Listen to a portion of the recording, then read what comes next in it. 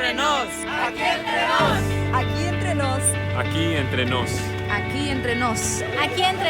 Aquí entre nos. Aquí entre nos. Aquí entre nos. Aquí entre nos. Aquí entre nos. Aquí entre nos. Aquí entre nos. Aquí entre nos. Aquí entre nos. Aquí entre nos. Y ahora estamos aquí entre nos con Julio César Labrador. ¿Qué tal, amigos? Bienvenidos aquí entre nos, un programa pensado en los maestros de escuela sabática. Hemos llegado a la superficie luego de nuestra inmersión en el mensaje de Patmos. Hemos pasado un trimestre extraordinario a través de la revelación para el tiempo del fin, el libro de Apocalipsis, y ahora emergemos al otro lado del tiempo para contemplar en una posición extraordinaria, en perspectiva, la eternidad. Como siempre, te recuerdo que le des un vistazo a la descripción del programa para que encuentres el audio del mismo, como también mi bosquejo y notas personales, además de la visión panorámica del próximo trimestre que fue hecho por el doctor Claudio Consuegra y su esposa Pamela, que nos habla de las etapas familiares. Vamos a estar en un fascinante estudio acerca de la familia. Si todavía no haces parte de nuestra lista de difusión, envía un mensaje de WhatsApp al +1-862-588-3870 pidiendo ser admitido en ella para que recibas los materiales durante la semana que complementarán este estudio y que podrás compartir con otras personas, incluyendo los miembros de tu clase de escuela sabática y algunos otros amigos, porque principalmente para nuestro próximo estudio, nada más especial que compartir con ellos consejos sobre la familia. Abre ahora tu folleto de maestros en la página 165, donde podrás encontrar ese enorme título de El sábado enseñaré. Ahí vamos a poder extraer todo lo que necesitamos para navegar por la lección de esta semana. ¿Cómo es que ahora se dirige una clase de escuela sabática? Muy sencillo, yendo por 4 etapas: motiva, explora, aplica y crea. Y cada una de ellas va a ayudar a que el cerebro humano pueda aprender los conceptos importantes que nuestra lección de escuela sabática nos da. Con motiva vemos la importancia de la lección, explora nos lleva por los puntos clave, aplica nos permite incorporarlos en la vida y crea les ayudará a nuestros miembros a compartir con otros lo que han aprendido. Comencemos la primera fase, que es motiva. Introducimos nuestra lección mostrando su importancia y creando un ambiente apropiado para compartir de ella en grupo. Dile a tu clase que esta semana la lección se caracteriza porque muestra el desenlace del gran conflicto, algo que tiene una relevancia fabulosa porque nos permitirá tomar decisiones ahora que nos permitan estar en el lado correcto de la eternidad. Habiendo dicho esto, todo está preparado para pasar a Explora. ¿Cómo podemos extraer los puntos más importantes? Pues en nuestro folleto de maestros, desde las páginas 156 hasta las 159, encontramos el comentario, lo que nos permite sacar de ahí los elementos primordiales del aprendizaje. Y el punto número 1 de esto se titula Los 1000 años, en donde Apocalipsis termina mostrándonos el triunfo magistral de Cristo y de los redimidos. Esta etapa la vamos a dividir en 3. El inicio del milenio, lo que ocurre durante él y lo que es el final del mismo. Comencemos por el primero. Este se titula El inicio del milenio. Pide a algún miembro de tu clase para que lea Apocalipsis capítulo 19, versículos del 11 al 16, y luego de esto pregunta: ¿quién es este jinete y quiénes lo siguen? La respuesta es intencionalmente sencilla. El jinete es Jesucristo y quienes lo siguen son la hueste angélica que vienen por los redimidos. Sin embargo, esta pregunta es así de simple porque la siguiente es la que más nos interesa. Lee con tu clase Apocalipsis 19, versículos 9 y 17. Y ahora pregúntales, ¿de qué se tratan estas 2 cenas que rodean el contexto de la venida de nuestro Señor Jesucristo? Es muy importante que clarifiques ante la clase que el jinete que cabalga sobre el caballo blanco y las huestes que lo siguen no es otra cosa que un símbolo de la segunda venida de Cristo. Y por otro lado, alrededor de ella se nos habla acerca de dos cenas muy interesantes: la cena de las bodas del Cordero y la gran cena de Dios. La primera de ellas tiene que ver con la invitación que se le hace a los redimidos de tener su entrada, su bienvenida a la eternidad. La segunda es muy triste porque tiene que ver con la muerte de todos los impíos. Ellos mueren con la espada que sale de la boca del jinete, es decir, con su palabra. El cuadro es particularmente triste porque los impíos que mueren son dejados sobre la faz de la tierra y las aves de rapiña vienen a alimentarse de sus cadáveres. Dentro de este punto, permíteme hacerte un paréntesis que es supremamente importante y tiene que ver con la distinción que hace el Apocalipsis entre la esposa del Cordero y los invitados a la cena de bodas del mismo. ¿Quién es la esposa del Cordero? No es la iglesia, es la santa ciudad, la Nueva Jerusalén. ¿Y quiénes son los invitados? Pues sencillamente son los redimidos.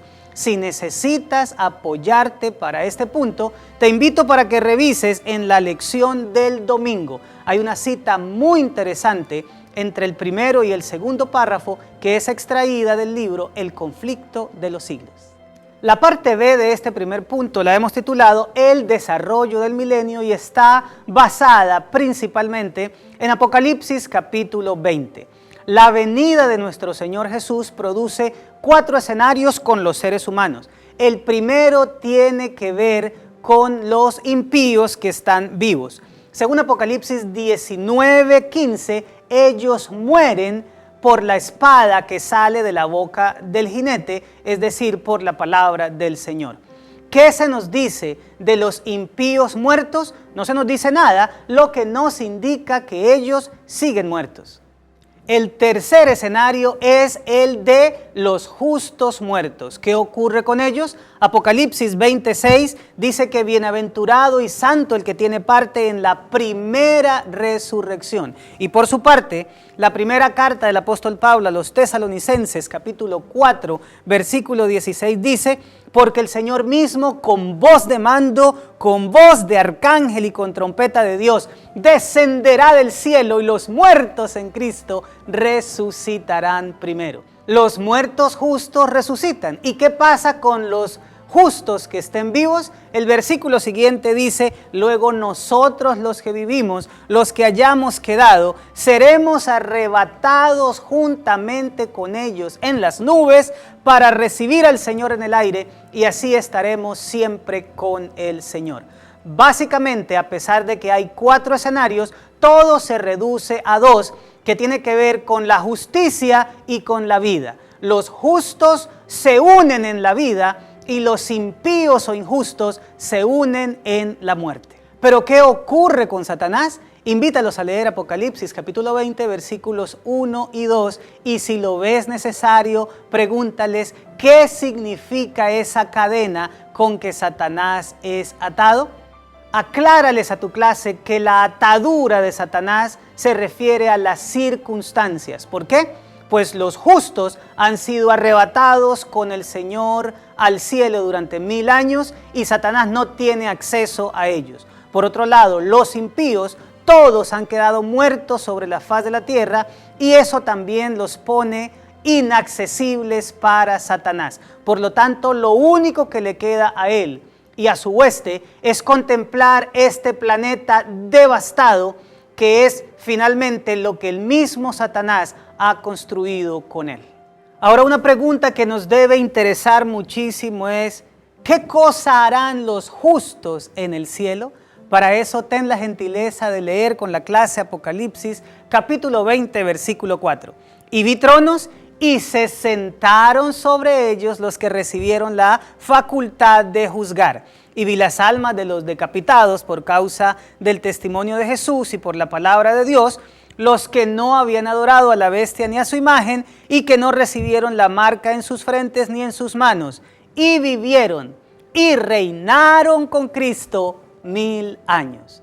Lo que ocurrirá con los justos en el cielo es que reinarán con el Señor, pero también recibirán la facultad de juzgar. ¿De qué se trata eso? Sencillamente, que ellos podrán revisar todos los casos de quienes se salvaron y se perdieron. En primera instancia, ellos estarán preguntándose cómo fue que ellos lograron recibir la salvación, y eso lo podrán consultar en esos 1000 años. Por otro lado, ¿cómo otros también fueron redimidos? También esa respuesta la encontrarán a través del milenio. Y por último, ¿por qué los perdidos no pudieron serlo?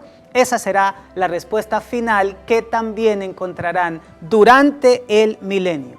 Todas las preguntas de los redimidos quedarán resueltas, y finalmente lo que ya es claro para el universo, que el carácter de Dios es vindicado, ahora es completamente claro para los redimidos. Llegamos ahora a la parte C del primer punto, a la cual hemos titulado el fin del milenio.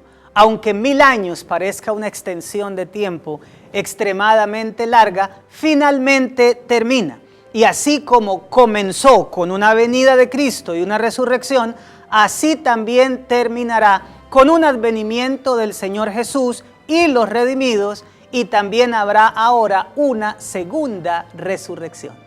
Lee con tu clase Apocalipsis capítulo 20, versículos 7 y 8. Cuando los 1000 años se cumplan, Satanás será suelto de su prisión y saldrá a engañar a las naciones que están en los 4 ángulos de la tierra, a Gog y a Magog, a fin de reunirlos para la batalla, el número de los cuales es como la arena del mar. Pregúntale a la clase, ¿qué significa que Satanás sea suelto de su prisión? Pues si estar atado significa no poder tener acceso a los impíos para engañarlos porque están muertos, ser suelto de su prisión significa que ahora sí tiene acceso a ellos, pero no puede engañar a alguien que esté muerto. Lo que significa es que los impíos serán resucitados en la segunda resurrección, y eso básicamente es lo que nos dice Apocalipsis 25. Pero los otros muertos, los impíos, no volvieron a vivir hasta que se cumplieron 1000 años. En la segunda resurrección, los impíos vuelven a la vida y Satanás hace uso de su mejor arte, engañar a las naciones, y ahora los congrega para el final de la batalla. Con la segunda resurrección, los impíos vuelven a la vida y Satanás hace uso de su mejor arma, que es el engaño, y los congrega para la batalla. El versículo 9 nos dice lo que ocurrirá. Y subieron sobre la anchura de la tierra, y rodearon el campamento de los santos y la ciudad amada, y de Dios descendió fuego del cielo y los consumió. Una lluvia de fuego, el fuego eterno, hace que los impíos sean llevados ahora de manera definitiva y eterna a la no existencia, y Satanás, según el mismo capítulo, es echado al lago que arde con fuego y azufre, en donde ya nunca más podrá volver a existir. Y por último, según el versículo 14, lo que finalmente será exterminado de este planeta será la muerte y el sepulcro. No olvides sobre este tema pedir una ayuda mediante el número de WhatsApp que aparece en pantalla.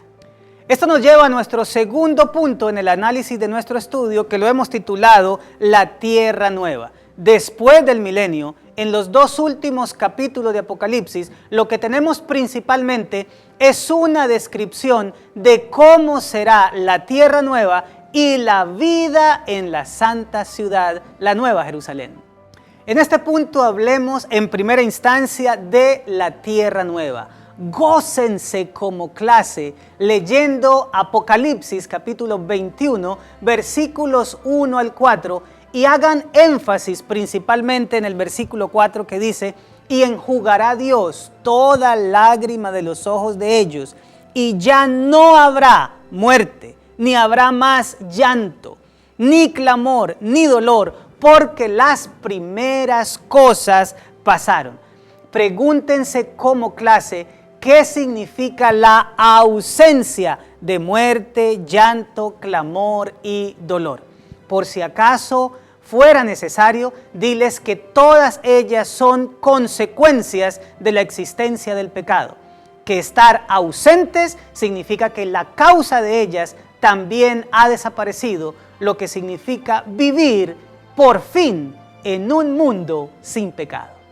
Lo siguiente dentro de este punto es hablar acerca de la ciudad. Como les dije, si hay una lectura linda en la Biblia, son los 2 últimos capítulos de Apocalipsis. Por favor, lee Apocalipsis 21, del 10 al 12, y Apocalipsis 21, del 21 al 23, y remata posteriormente con Apocalipsis 22, del 1 al 5. Hagan esa lectura y luego de ella conversen sobre lo que significará, sobre lo que será entrar en la santa ciudad, pasear por sus calles, beber del agua del río y comer del fruto de la vida. Y hablando precisamente del árbol que da el fruto de la vida, una muy buena pregunta para conversar en la clase es: ¿cómo es posible que este árbol esté en ambas márgenes del río? Porque lo que dice el versículo es que a uno y otro lado del río está el árbol de la vida. Dejen a la clase conversar al respecto y si acaso llega a ser necesario, pues comparte con ellos lo que es, en mi opinión, la solución a este, entre comillas, enigma. El árbol de la vida debe ser tan gigantesco que sus cosechas mensuales dan para alimentar a una multitud de redimidos, que es como la arena del mar. Pues si este árbol es así de gigantesco, su tronco tiene que ser extremadamente ancho. Y el hecho de que esté a uno y otro lado del río es una manera de decir que el río de la vida pasa por en medio del tronco del árbol, que hace como una especie de túnel para que este río pueda fluir por en medio de él. Y la última parte del segundo punto lo hemos titulado el llamado. Apocalipsis termina precisamente con un llamado y un anhelo. El llamado lo hacen el espíritu y la esposa, que es lo que nos dice Apocalipsis 22, 17. El espíritu y la esposa dicen: ven, y el que oye diga ven, y el que tiene sed venga, y el que quiera tome del agua de la vida gratuitamente. El Espíritu Santo ahora nos está haciendo la invitación que vengamos a Jesús para ser parte de los redimidos, y la santa ciudad nos está haciendo la invitación para que al aceptarlo a Él y permanecer fiel en Él hasta el fin, podamos llegar a vivir dentro de ella.